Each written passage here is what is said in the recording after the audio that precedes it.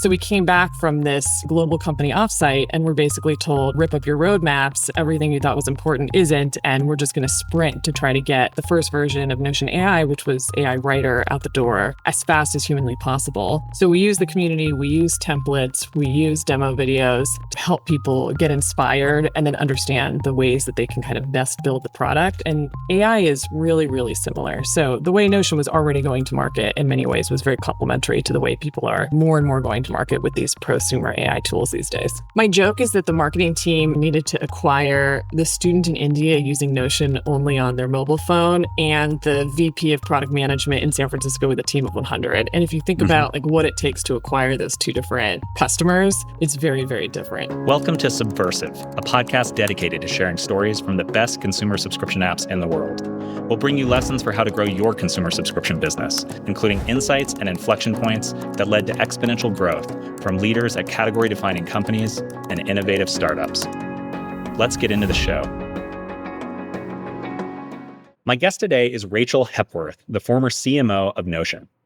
Rachel joined Notion in 2020 and helped scale the company 10x to more than 100 million users. In this episode, I talked to Rachel about Notion's early investment in AI with the launch of AI Writer in 2022, about how the company's community and influencer marketing strategy helped to fuel its growth, and the unique opportunities and challenges of building a business where 80% of customers are individual consumers, but more than 80% of revenue comes from businesses. All right, welcome Rachel Hepworth to the Subversive podcast. Super excited to have you on the show today. Huge admirer of your product. You're the former chief marketing officer at Notion, which is a tool that I've used across many companies and now as an advisor to many companies. So really excited to talk about your story at Notion today. Let's just kick off with your background and a little bit about where Notion was at when you joined the company in 2020. Yeah, very happy to be here and nice to finally chat face to face, Phil, after a couple of years of kind of being remote and online. I've spent about 15, 20 years at startups of all different sizes. So earliest was Series A. I was the first marketer. Latest was LinkedIn that I joined right after I went public. But I'm generally in that you found product market fit and the company is really trying to scale. And that's when I come in and sort of help the company. I came to Notion in 2020. So a little over 4 years ago. It was a very small company that already had a lot of success. And in fact, it was quite undersized compared to the size of the business. It had about 60 employees at the time, which was crazy. Typically, it would have had a few hundred. So Notion was very early to the small company trend that we're seeing today. And they really wanted to figure out how to take the incredible enthusiasm, mostly around consumers, prosumers, early stage startups, and move upmarket to larger organizations, bigger team sizes, while still keeping that magic of the user base that loved them so much. And so that's a lot of what I came in to do. Got it. Yeah. And so it sounds like me, you've joined a number of companies right at that stage where they already have initial product market fit, but they're trying to accelerate growth as much as possible. And it sounds like you got brought in particular to help Notion move upmarket. I guess before we get more into the Notion story, tell me a little bit about Slack and LinkedIn. Did you have experience there helping those companies move upmarket at all? Yeah, so LinkedIn was the most mature company I've ever been at. It had just gone public, had about 2,000 employees, which for anybody who's worked at a big company isn't big, but to me felt very massive because the company I'd been at before LinkedIn was 11 people. So it just felt gargantuan. And LinkedIn, I didn't appreciate it at the time, but LinkedIn is a business with an incredible moat, and you can still see it now. And I think nobody at LinkedIn actually appreciated how strong the business model was at the time. Everybody who's left since is like, oh my God, I didn't fully know how good I had it. Now I have to go out into the cold hard world and compete with all these other products. But from LinkedIn, I learned a lot about kind of marketing at scale, leveraging your existing customers to continue growing the business, cross-selling. And Slack was just getting started in terms of really approaching scale. I had a few hundred employees at that time, already a lot of buzz in the Bay Area and Silicon Valley. If I told any of my family or relatives where I was going, they had no idea what I was talking about, thought it was like a company for slackers. So it was very kind of amazing.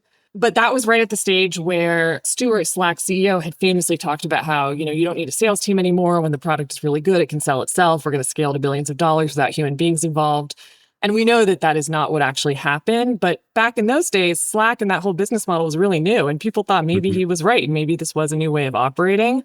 And so I joined on the growth side, started the growth marketing team, really working very closely with the growth product team to figure out how to take all of that incredible top of funnel that was coming in and make sure that it turns into like activated users, the teams can expand and they can, deliver real value to the company. And so there were a lot of people who would try Slack, but with a lot of these freemium products, there's a lot of kicking the tires and there's still work to do to get them to retain. I know we're going to talk a little bit later about consumer versus prosumer and about how Notion's balance creates a lot of unique opportunities and challenges, but it sounds like you'd already had some experience working with these hybrid consumer prosumer businesses at both LinkedIn and Slack. So let's get back to Notion. Like you, I've worked at a lot of smaller companies. So for me, 2000 would be a lot of employees too, but it sounds like when you joined Notion, it was still small. So 60 people. What was the culture like in those early days when you joined in 2020?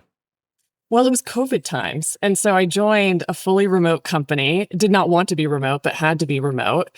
Even at that time, it was global. So we had people in Dublin, we had people in Tokyo, because most people don't realize this, but Notion is a very global customer base. It's about a third across NAMER, EMEA, and APAC. So even with a company that small, we had people all across the globe. And it's a company that's very steeped in, product beauty and design and just attention to detail.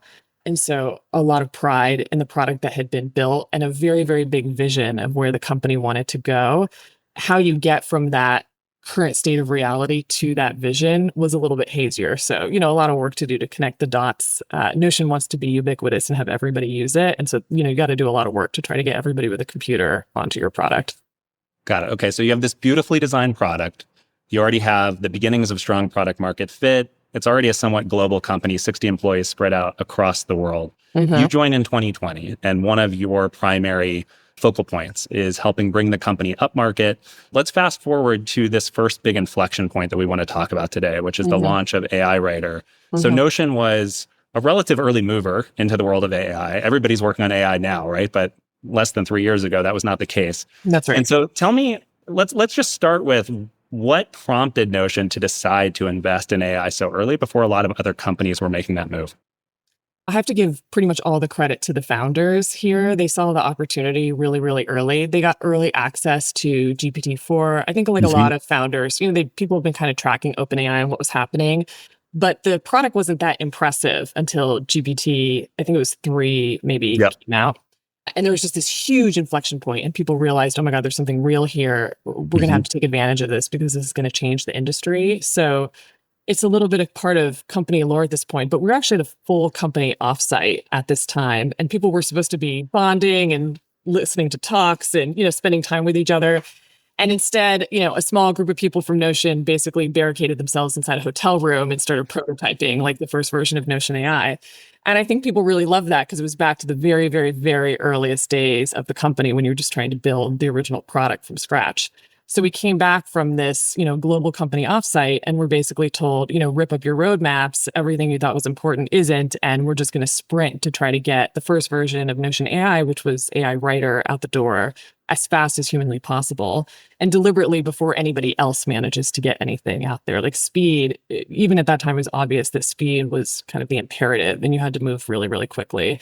So we got an alpha up within a few months, created a wait list. Like it was probably one of the fastest products that we've ever launched and probably one of the most successful products we've ever launched. Yeah, one of the advantages of still being small at that stage, at only 60 employees, and then also just being a product-driven company and recognizing that speed kills. Yeah. It's funny that you mentioned this story of being at an offsite. I remember I was at Fair at the time, but December 2022, being at the company holiday party, and everybody was talking about ChatGPT, and everybody, had it up on their laptops, on their phones, and I think the founder and CEO of the company even used ChatGPT to help inform his speech at the holiday party that year. Because that's what everybody was doing, right? They were playing around with it and trying to figure out how they could get the most value out of it. So, but because it was such early days, I think a lot of consumers were still figuring out what even is this and how do I use it? So how did you educate your early adopters at Notion about AI Writer and what they should even do with it? Yeah. Well, one thing I'll say is that the company was, probably, I don't know, maybe 400 people at this point, because it was 2 years after I joined. So we were a little bit bigger than 60, but still trying to move, sort of at same speed.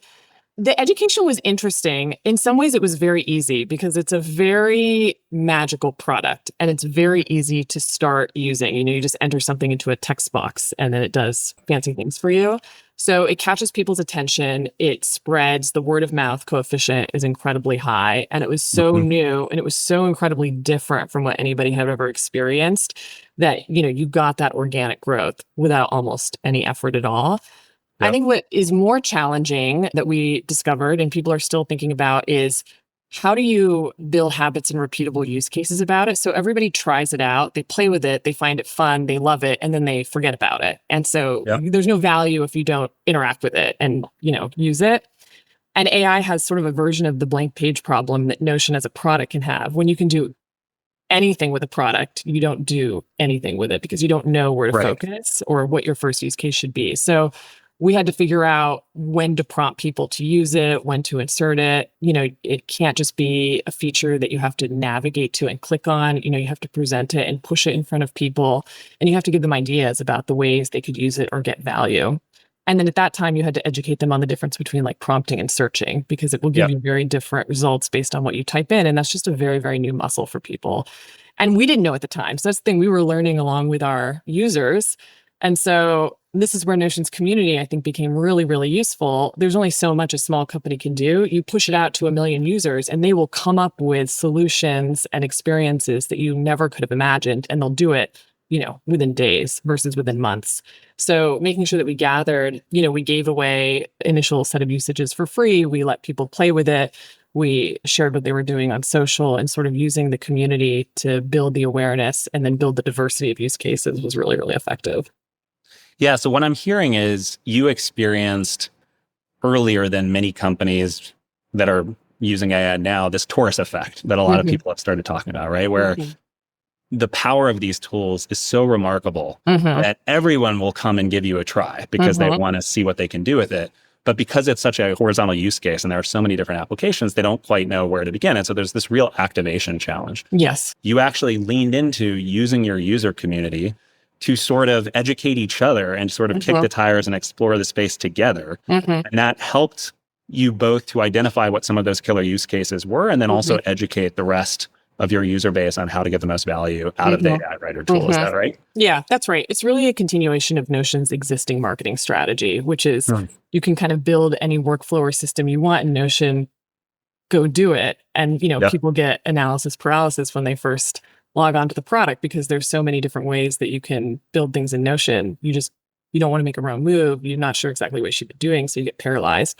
So we use the community, we use templates, we use demo videos to sort of help people get inspired and then understand the ways that they can kind of best build the product. And AI is really, really similar. So the way Notion was already going to market in many ways was very complementary to the way people are kind of more and more going to market with these prosumer AI tools these days. So let's use this as a transition into the next topic, which is around this idea of community. And Mhm. when we were talking about this episode, you mentioned to me that community was always a core part of Notion's DNA. It's not like you woke up one day and said, we're going to build a community or we're going to do influencer marketing. It was already sort of built into how the product had been built from the beginning. But specifically in the context of launching AI Writer and then expanding it into this broader Notion AI suite of tools, how did you lean into community as the then chief marketing officer of the company in Mhm. order to start to get more awareness and deeper usage of the AI tools? A lot of it's about inviting them into the initial versions of the product that you're building, the alpha and beta. You get feedback, you see how Hmm. people are using it. So you get those use cases in the very early stage. And then you seed people to amplify your launch so that when you're launching it, they're not seeing it for the first time, figuring out, and then 4 days later talking about how they use it, but they're all prepared to share on LinkedIn or TikTok or Twitter, whatever it may be, the ways that they've found value with the product. And so that just involves making sure that you are giving access to the right group of people, that you are enabling them and, kind of educating them on what the product is. They know when you're going to launch, they're prepared for it. They know some of the best ways that, people can get value from it and they can sort of be a surround sound for your product. And so a lot of it is, about just giving them early access, giving them extra Hmm. enablement, giving them tips and tricks, and then learning from where they're having trouble so that you can prepare your own education and enablement for your customers and then sort of activating everybody all at the same time. That makes a lot of sense. And you mentioned the right people there. So I'm curious to hear a little bit more around to what extent were you proactively reaching out to existing influencers or people with large followings on platforms like YouTube or TikTok or Instagram using Notion's tools versus you sort of organically found these diamonds in the rough that had found a new and creative use case for Notion. Maybe they didn't have a big following yet, but you just figured, hey, this person has a really interesting story to tell, so we want to give them a platform to tell it. I'd say we did both. And so it's a little bit of like, luck favors the prepared sort of thing. So you want to help everybody get access to the product and hear about it. And from that, you'll see a few pop up where you're like, oh, they just did this post that went viral. We didn't know who they were, but like something they did really resonated with people. And then there's others who have an existing audience and are talking about things that are very complementary to your own company or product. So their audience cares about the thing that your company does and will be interested in it. So those you can go out and proactively kind of tap and engage with. And so I think of the first as sort of your kind of very organic community. The second is a little bit more the formal relationships, oftentimes the people you'll pay because they're building a business around their audience and, kind of selling things to their audience.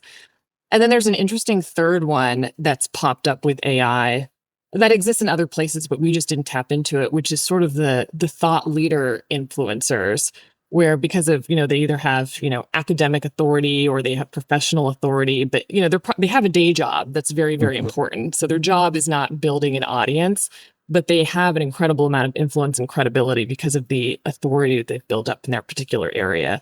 So those are people that are worth forming specific relationships with. You don't just hope that they'll see you and be interested in your product. Like you reach out to them and try to engage with them, but you generally don't pay those people because, you can't buy them. Like their reputation, their day job is too important. So they have to really believe that what you're doing makes sense for what they're already engaged with, is actually high quality. Their audience will want to know about it. And that's become really interesting and important in the AI space where things are moving so quickly. So people are really looking for authoritative voices to tell them what's real and sort of, what may not be as cutting edge as people try to make it sound. So that's really interesting. So what I heard was there's sort of this pyramid. You've got the bottom of the pyramid, and that's probably the largest base, which is just the every person who's using Notion every day, every week, every month, and they're finding new and creative ways to use AI in your tool. Then you have the influencers on top of that, and maybe some of them you are paying, some of them you're not, but they have larger followings. And then this third category, which I haven't heard as much about, but it makes a lot of sense, especially in the context of AI, is these academics or thought leaders who they're not influencers. That's not their day job. But because of the work that they naturally do, they're finding new and creative ways to use AI. And in your case, use AI, particularly within Notion. But in their case, they're not interested in money. They're just interested in advancing the cutting edge of the field. And they're actually the hardest to get because their reputation matters so much that they're not going to back a product until they're confident that it's worth putting their name behind.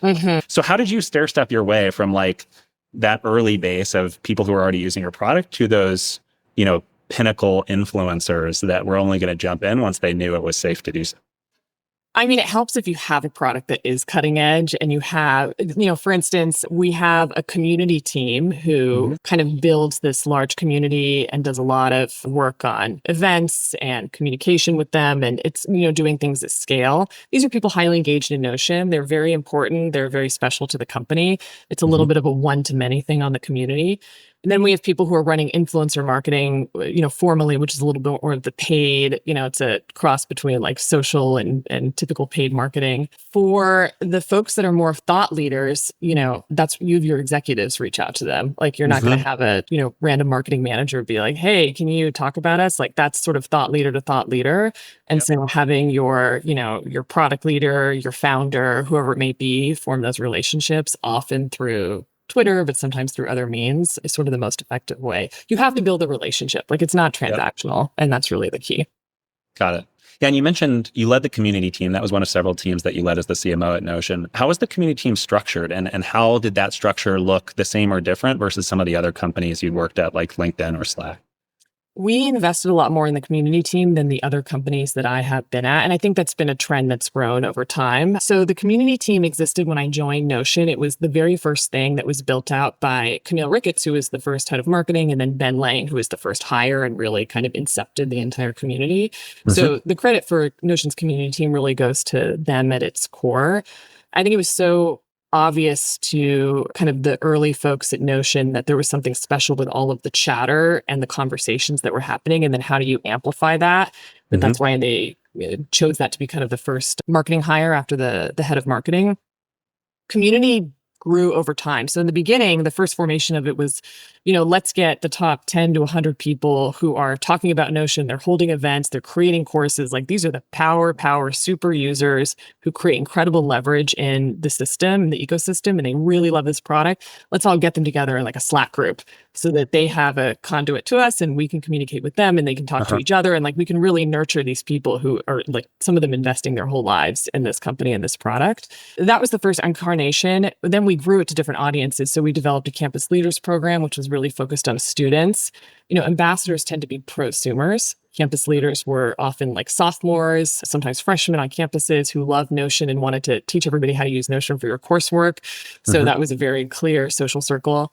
And then after that, we built a champions program, which is really about sort of the super users in companies who are often trying to get their entire company onto Notion, which is no small feat. They're trying to change the way people work and they wanted help. They wanted to learn best practices from other people about how you onboard and advocate and try to get these teams to move on to Notion because they wanted to do all their work in Notion. And if, people send them a Google Doc, they die a little bit inside. So like, how do they help kind of move their company into this new way of working? So those were kind of the three main groups. And then we think about how we get just more people invited under the tent. You want all different levels, the people who spend their life on Notion and the people who love it, but they have day jobs and they're not going to be able to devote a lot of time. How do you build experiences and systems for them? And that was sort of like the next evolution that the company was thinking about when I left. Got it. Well, and I feel like community can be powerful both for breadth, expanding to new markets, whether that's geographically or upmarket, and then it can also be valuable for depth, which you mentioned there, the sort of Trojan horse strategy. If you get a champion within a company, and then if they have enough influence and if the project is good enough, they can get it to land and expand within that enterprise. Let's start with breadth, because you said earlier that Notion is this interesting case where it's about a third across North America, Europe, and APAC. Why do you think it became such a global product so early on? And how did your community team and strategy need to adapt to different international markets, or did they need to adapt? The answer is we actually really don't know why it was that global. It was not a part of the company strategy. It was something that we observed and then tried to support rather than went out there and deliberately did. One of the main theories is just the product design and style in some ways is, it's both opinionated and unopinionated about how you work. It's so flexible. So it will adapt to many different cultural styles and sort of workflow. So it lets you be used by a large variety of different teams who may have different working styles across the globe. That was a theory. The community was really important because, the company was very small for a long time. And there's no way a small company can do custom marketing for like France and for Japan and for Korea and for Germany and, all of these places where we had large groups of users. So for some of our early countries, you had people in the community who were translating the product, or like they just decided to do it because they wanted to use the product in their native language. So they kind of went that far. They definitely were the ones to build awareness. They built, educational docs. They built YouTube videos in the native language. They answered people's questions. So it was really important because we would never have had the bandwidth to be able to support all of those different types of users. And it kind of let Notion spread in a much more economical way because we had, our users were our marketing team in many ways, which is a really huge advantage. And they did it very organically. We didn't ask them to. It was just like it was the love they wanted to. Yeah, well, I have two thoughts on that. One, I hope I'm not misremembering this, but if I recall correctly, I think Facebook used a similar strategy to translate its product in international markets when it was going global. I think Javier Olaban, who was one of the first growth leaders there, basically developed this idea that you've got all of these users in international markets who are so excited about this product because it's unlike anything they've ever seen before. And so they can help Facebook more cost efficiently translate the product into those local markets. And then the second point is you hear so often about this fallacy of like, if we build it, they will come. If we just build a great product, then everybody's going to want to use it. And that is rarely true. And even when it is true, it's not quite that simple. But in Notion's case, it sounds like it was such a unique and flexible and adaptable product that people really were pouring their lives into it and finding ways to push the margins on how it could be used. And then in this particular case, finding ways to adapt it to their local language and cultural context. Okay, so we talked about breadth and we talked about what an international product Notion was. Let's talk a little bit more about depth, and specifically this point you made that you had these champions within companies, and ideally those champions sort of planted the seeds for you to land and expand from individual prosumers into team or enterprise accounts. And this gets back to your role moving Notion into more and more of an upmarket product. So what did that process look like? And to build on that, what were some of the other strategies and tactics you used as CMO to start getting Notion into larger and larger enterprises?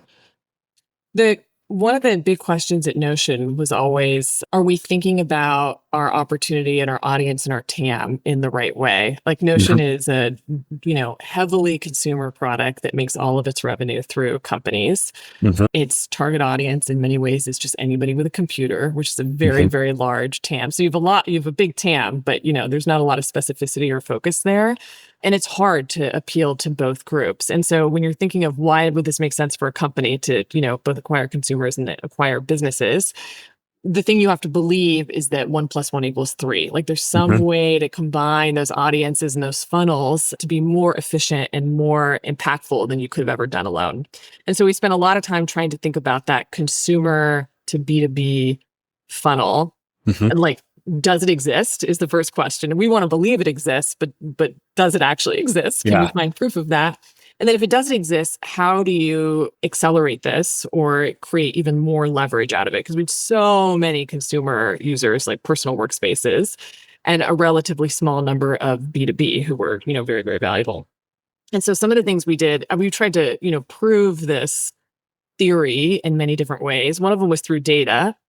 And we had some success. So we know that, for instance, 25% of all of our B2B workspaces came from somebody who originally used Notion in a personal workspace.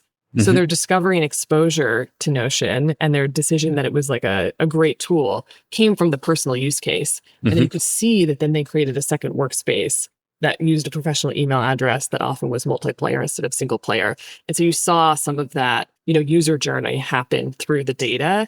And there were many things we couldn't track. You build something on mobile, then you do a desktop with a different email. There's breakage. So you can't track all of the examples of this. So that 25% is the minimum versus the maximum. It was probably much, much bigger than that. And then you had all of the anecdotal stories of people who are like, oh, my friend used this, or I saw my colleague using this, or whatever it may be, where people, see it from the consumer point of view and then decide that it would be useful to use in a company. So that was one. It's just like, how do we take all of that consumer awareness and consumer love and use it to fuel the B2B growth?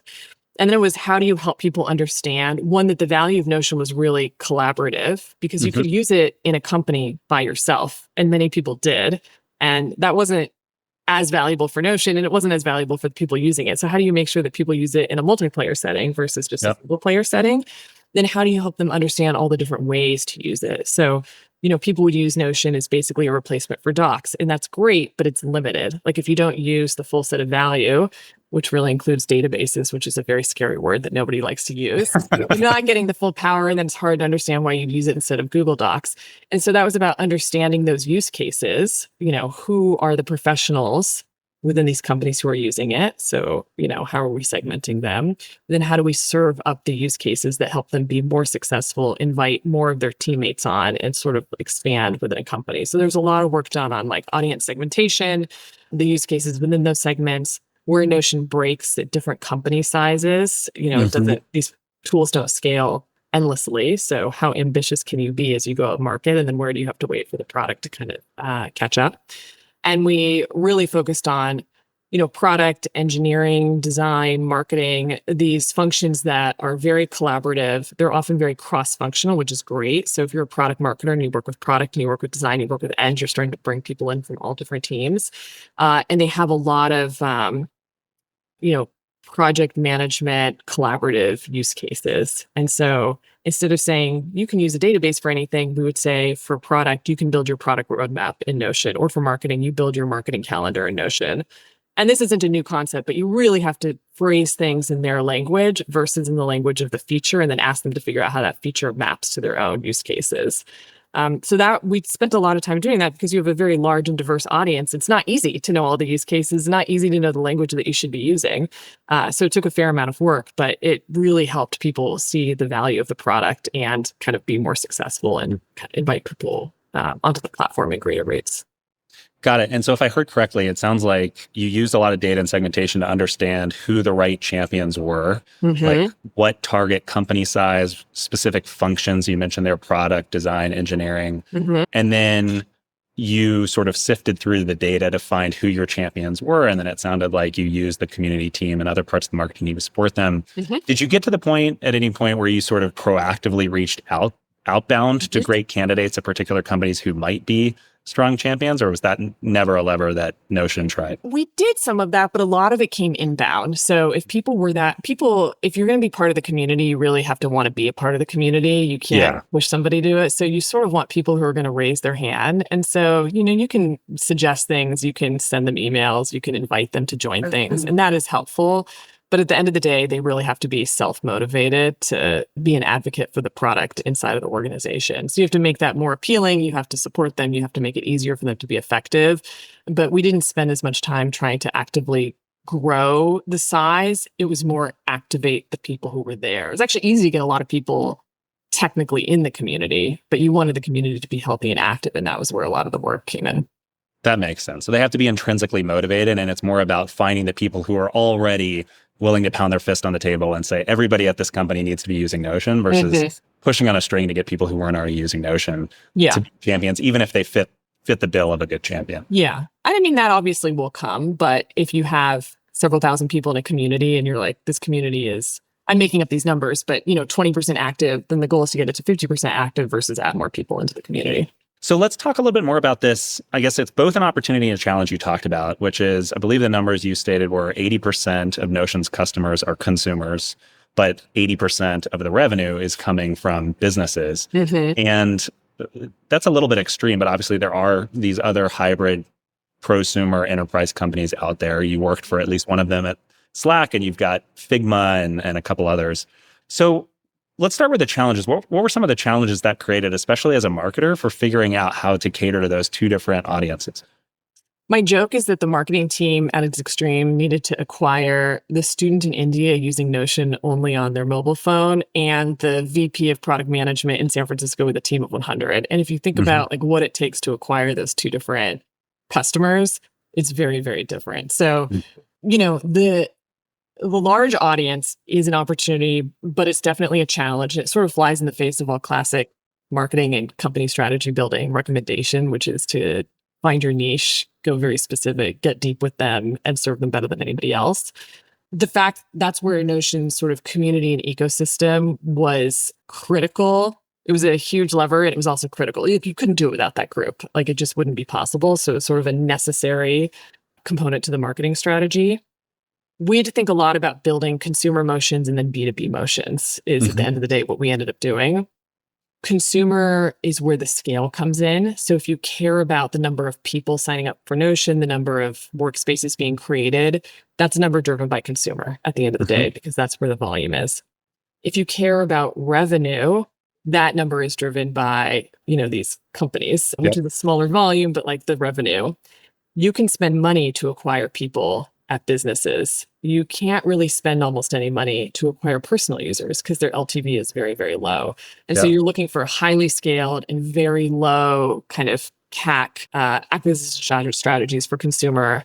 And you're looking for a little bit more of the spear phishing targeted approach for B2B, where you can, invest real marketing dollars because the ROI is higher. So, and there's overlap between them, as we said, because some of the personal ended up turning into B2B groups, but that was a slow process, and that wasn't a strong enough direct lever for us to rely on it. So it was definitely a challenge. I wouldn't say we solved it perfectly. We made progress figuring out what the consumer levers were, which is really things like community, social. We did a lot with like organic SEO and templates, these things that Hmm. scale for low marginal cost. And then on the B2B side, for very particular audiences, we had success with performance marketing, events, webinars, things like that. And then throughout it all, you were just leveraging the ecosystem as much as possible to spread the word and kind of make the brand really pop and play even bigger than the product really was.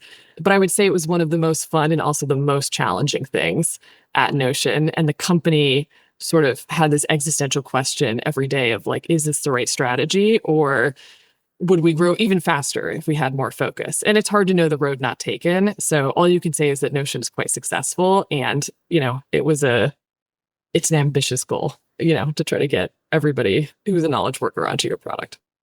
Yeah. Yeah. I mean, as you said, who will ever know the counterfactual, but it seems like things have worked out pretty well for you all. And I think there's a whole wave now of AI first consumer and prosumer companies that are facing the same challenge of catering to both audiences. So I work with a few of these companies right now, Perplexity, 11 Labs, Gamma, and there is this allure to going after the massive consumer market, the students, the teachers, the individual prosumers. But at the end of the day, it's the larger enterprises that are going to pay you. And so it is a balancing act. Did you find that there was a halo effect in terms of brand or even going back to community, starting with the consumers and the individual prosumers, and then using that sort of elevated brand appeal to then be able to better sell these larger enterprise customers? Or did that not really cross over very well? There's definitely a halo effect. If you have tons of people talking about how much they love your product, it can't fail to penetrate and like people are familiar with you. And feeling like a consumer brand is not always a bad thing in terms of the delight that the product brings. You always have to be a little bit careful that you're not pegged as a consumer product that can't scale, that isn't safe, that doesn't have like the permissions, or the other kind of enterprise features that you need to be a quote unquote serious product in a large organization. I think companies have become a lot more comfortable with these prosumer-esque like products because it's become kind of very trendy ever since the days of Slack. Like people are now used to it and expect it. But you do have to be careful that you're not pegged as purely a consumer product because then people won't trust you to deploy you to large organizations or handle sensitive information. So there was definitely a brand halo. It helped a huge amount with awareness. People were aware of the love, like it has a great cachet. And then you had to also build up the credibility of, we're also an enterprise tool and large organizations use us to get serious work done. Yeah, it really is such a double-edged sword. I mean, you said two things there that I hear all the time, which is a lot of the best enterprise products started as consumer products, or at least take a lot of inspiration in terms of product development from consumer products. Because consumers are so fickle and their attention spans are so short that you just have to design every element of the product to perfection for you to be able to retain their attention. But then at the same time, as you move up market, you've got to be thinking about security features and administrative features. And that just means you've got to be taken seriously. And so if your whole brand has been built on consumer, then it can actually become a headwind at some point to overcome that. So we've talked about the launch of AI Writer, and we talked about the importance of community on the marketing team at Notion, and then about this sort of hybrid consumer, prosumer versus enterprise approach to user and revenue growth. I want to bring things back full circle now to the evolution of Notion AI over time. And so what started as AI Writer has now become this full suite of multiple AI tools.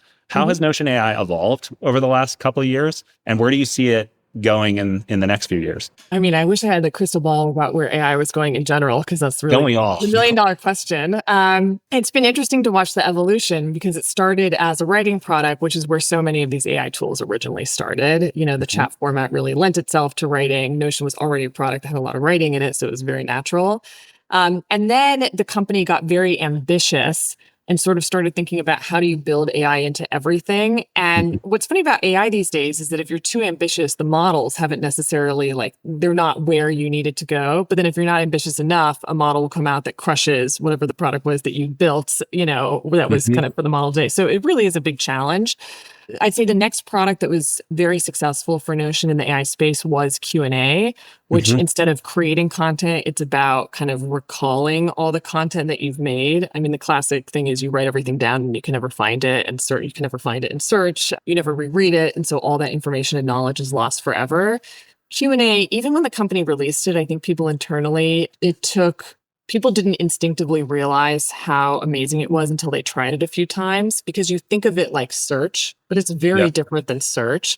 With search, if you say things like, why did we set the budget at $2 million last year? What is search going to do with that? It doesn't know. But like Q&A will answer that question. So instead of being a replacement for search, it really was one of the first features that I think of as a replacement for bugging your colleague with like a Hmm. Slack message or turning around being like, why did we do that? What happened at that meeting? Do you remember this decision? It will actually give you those answers, which is really pretty Yeah, amazing and powerful. great for company productivity and just, your own enablement. But to the point about habit building, this is a product that, my company released, and I still had trouble remembering that I should use it instead of go ping somebody on my team with a question that it definitely Q&A could answer, but I forgot to use it. So it's just like such a big challenge in the product development space to kind of build that habit. So Q&A was really successful. And then now, Notion built AI into a few other things. But the thing that they've come out with recently, which is, after I left, so I wasn't a part of the development process, but they have some really interesting features around, for instance, creating databases automatically, which is, Mm. it's the feature which is the most powerful and provides the most value and is the hardest for people to understand how to use. So if you can solve the challenge of how people access this value, it's really, really helpful. So now instead of being like, I need to know how to build up my like columns and rows and my different, data types, it, gets very complicated. You just write out, I tested this the other day with, I want to do an exercise tracking tool. I didn't even give it very much information, just laid out a perfect database with things I hadn't even thought about. And it's sort of magical, as all the best AI products are. So it's interesting to see it built into every aspect of the product. And you don't have to go and say, I want to use AI to build this. You just go create a Notion page and it serves it up for you as like, we can do this for you now. And that's what I think is really important in the product development is inserting AI when people can get value of it proactively versus hoping that they will remember to go and find it and engage with it. Yeah, the habituation piece is such a challenge for companies, Mm-hmm. especially because of that blank page horizontal use case problem you Mm-hmm. talked about earlier. And I think this really brings things back full circle to why the community was so important, because rather than you guys trying to stand at the top of the mountain and just shout at people over and over again, Mm-hmm. Notion AI is here, here's how you use it, you could really empower your community to Mm-hmm. do that. Mm-hmm. I have a confession to make. So before this recording, I went into ChatGPT and I was like, I'm going to try this. I've never tried this before. ChatGPT, pretend you're Rachel Hepworth. I'm going to interview you. Let's go back and forth. Mm-hmm. And it was a lot of fun. It was something I'd never done to prepare for a podcast episode, but then it started hallucinating and making up stuff that I knew was wrong. And so it gets to the challenges we're still facing with AI, which it's gone a long way in a couple of years, but It's funny to think about where like the question of what is good enough product quality, like when is it, even if it's not perfect, when is it good enough? And for a lot of things, the answer is it has to be almost perfect, because if yeah. you have to go through and check every single thing, you lose a lot of the gains that you would have had. And so the bar is pretty high for Oh, these. for sure. Well, and especially using your example, what was our budget for this? If you Hmm. get the wrong number on that, that could Hmm. have some pretty serious implications. Yeah. Well, this was great. Let's wrap up with our lightning round. So I'm going to ask you a few short questions. You can give me short answers. To kick things off, what was the best part about working at Notion, and what's one thing that you might change?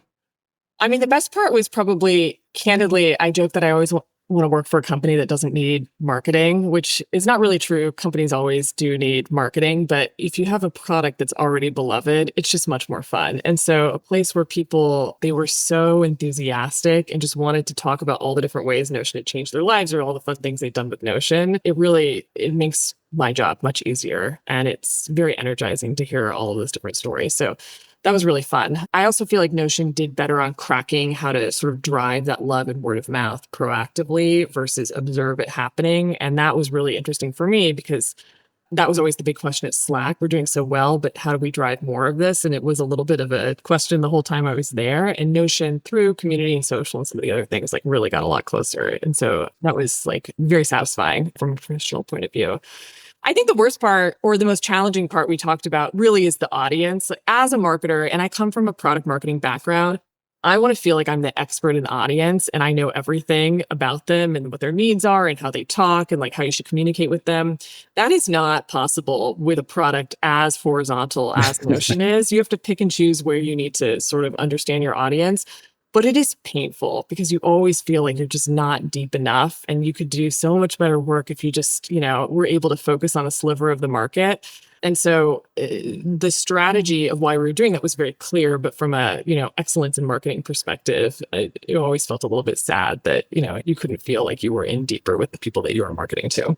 Yeah, that makes sense. And I think both those points you made go back to the power of product market fit that we talked about earlier, right? Both Mhm. as a marketer in your case or a product growth leader in my case, your job is made much easier if you're working at a company whose core product fit is already really, really strong. Mhm. And then you also talked about the importance of word of mouth. And oftentimes I'll have companies ask, how do we generate more word of mouth? And the answer is often, well, continue to invest in your core product because Have people a are great product. yeah, Yeah. have a great product, which is not what people want to hear. And obviously, there are ways Yeah. margins to push word of mouth forward, but Yeah. it starts with having a great product. There's really Yeah. no substitute for that. So, on that point, what is one of your favorite consumer or prosumer subscription products, and why do you love it so much?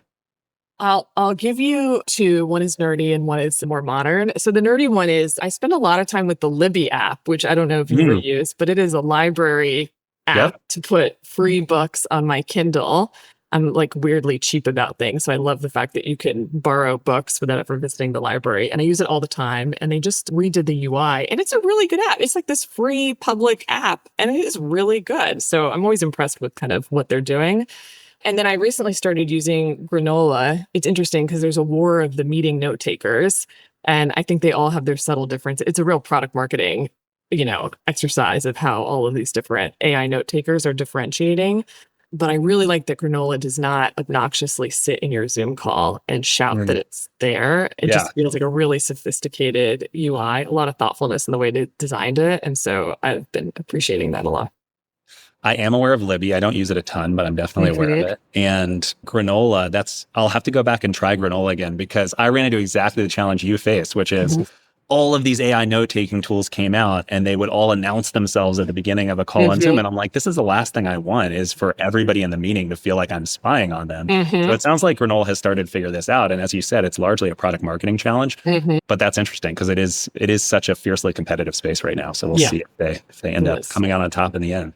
What's an example of a failure you experienced at Notion, and what did you and your team learn from it?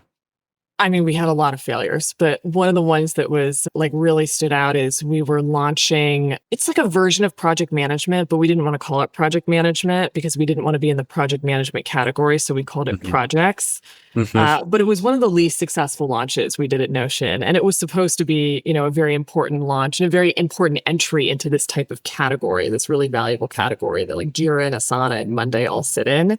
But the challenge is, I think a lot of it comes down to the fact that Notion does have such a horizontal audience. And a lot of these groups, they think about managing their projects differently. And so we weren't focused on engineers like Jira or marketers like Asana Hmm. or SMBs like Monday. And so you end up doing this weird averaging out compromise. So it's hard to be great when you're sort of trying to do a little bit for everybody. And then a lot of the launch was a collection of features, some of which already existed, a few of which were new. So it wasn't really a lot of net new stuff. It was just a repackaging of things. Got it. And the community is smart and they will call you out on it. And they did call us out on it. And the launch was a lot of work and it didn't have almost any impact on the company in terms of both engagement and in terms of revenue. There wasn't really a monetization strategy around it at all. And so we felt like we needed to launch something. We prioritized date over probably product experience or having a really strong message. And it didn't do a whole lot for Notion. So the good thing is the company learned from it and was like, we're not going to do that again. But it was a painful experience for everyone. Yeah.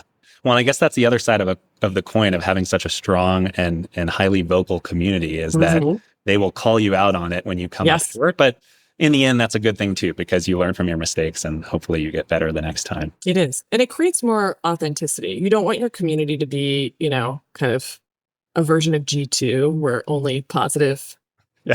and not very There's only a believable thumbs things up. are There's no said. thumbs down. Yeah, I think one of the powers of it is that they are people who aren't at the company who are saying this is actually good. And in order for that to be believable, they have to also occasionally say this thing wasn't as good so that you can kind of trust their voices. Yeah. Makes sense.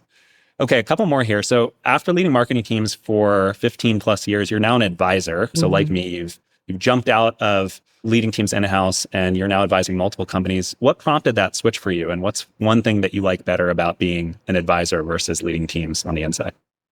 When I was leaving Notion, I really just wanted to take a break. I did not want to jump back into another, really intense, all encompassing startup. And that's what these jobs are always like at these very fast growing companies. They really take all of your time and your energy. And I'd spent 15 years kind of jumping with one weekend in between company to company to company. And I just deliberately wanted to have a bit of a pause and make sure that I was going in the direction that I wanted to. But at the same time, I think for a lot of us, it's really hard to sit still. So how do you keep yourself engaged? How do you keep learning? How do you keep your pulse on things? And advising is really interesting because you get to see across a lot of companies, as I'm sure you do. They all run slightly differently. They all have really creative things they're doing, things that, you would recommend them not doing. You see the repeated mistakes, you see the things that work consistently, and you sort of start to learn by comparing them what are sort of the best practices and sort of first principle things and what are just one-off from the company. And so that's been really interesting. And so I like that part of it. Candidly, what you don't get is deep investment in a team and a company. Yeah. And I really like that part of things as well. So I am not convinced that advising is it's probably not the forever thing for me, but it's a really nice change of pace and a really nice interlude. And I'm grateful that I get to kind of take that break and take that time. And if I ever do decide to jump back into a company, you do it, with all of the energy kind of back again. Yeah. I mean, you took the words right out of my mouth. I feel like the number one thing I miss about being in-house is just building teams and missing being in the trenches and building those cultures. But at the same time, it's just so fun to work with lots of different companies at the same time because you're able to develop pattern recognition. And I think it makes your intuition much sharper on what's going to work, at least if you've got companies that are all within the same niche or the same vertical or business model. So last question here, and I know you said earlier, it's hard to have a crystal ball and everybody's trying to figure out the future with AI right now. But how do you think AI will change the world of productivity software in particular over the next 1 to 2 years? I mean, one thing is I think the space has always been competitive and it's just going to get 10x more competitive. Like the number of companies trying to do different things and they start out in their lanes and then they edge into every other lane because sort of you have to own the full workflow. It's going to get really, really brutal and differentiating yourself is going to become really difficult. It's easier to have that initial spurt of growth. It's harder to hang on to it, which has been a really interesting pattern that I've observed with a lot of companies. The growth rates are insane, but the churn rates are also much higher than you tend to see. And so that's been interesting to see and kind of unsettling. If you work in this world, it's like, what is happening right now? It's, you can't tell where the winners and the losers are, and something new comes out every week. So that's really hard. The other is that, AI is, you can see this happening. It's going from being reactive and like you ask it for things to proactive where it's just doing things for you. And hopefully that eliminates, the whole goal of productivity software is to eliminate drudge work and sort of repetitive things. And it feels like AI is going to be very good at that. So, what does the next evolution of productivity tools do when they're not just automating things, but they're like very proactively going out and doing the work that hopefully you didn't want to do anyway? Yeah. And then, data and context, as we all know, is going to be everything. So it's the war for data, for owning your own data. All these AI agents have to connect to each other, but nobody wants to give up their, primary and ownable data. And so it's going to be interesting to see how that shakes out. Like everybody's trying to be the place that work gets created because that's such a huge advantage. And so I see it, if you're a meeting notes app, you're like, well, you're in meetings all day long. And this is where all the information is in the conversation. If you're a CRM, that's where your primary data is. If you're, document creation like Notion, that's where your primary data is. So everybody's trying to claim that mantle of like, we're at the core of where the work begins and is created. And, we'll see what ends up winning.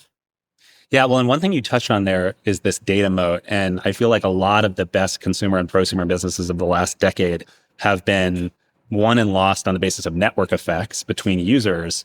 But now there's this second flywheel, which is basically the data network effect, right? The more people who use the product, the more data the product generates and the smarter that product becomes. And so it's, if anything, I think it could lead to even more of a winner take all scenario in a lot of these markets. But right now it's hard to know who the winners are. And there are just so many companies competing over the same space. AI note-taking tools being one example that you talked about. Yeah. Well, this has been a real pleasure. Thanks for coming on the podcast, Rachel. It was great talking to you and hearing a little bit more about how AI changed the trajectory of Notion and about how you got to oversee some of that as the chief marketing officer. Any final thoughts or anything else you want to share with the audience before we wrap up here? No, I mean, it's been really fun to have this conversation. I'm always hanging out on LinkedIn. So if anybody else wants to chat more, you can always find me there. I'm very reachable. But it was great to chat, Bill. Awesome. Thanks for coming on, Rachel.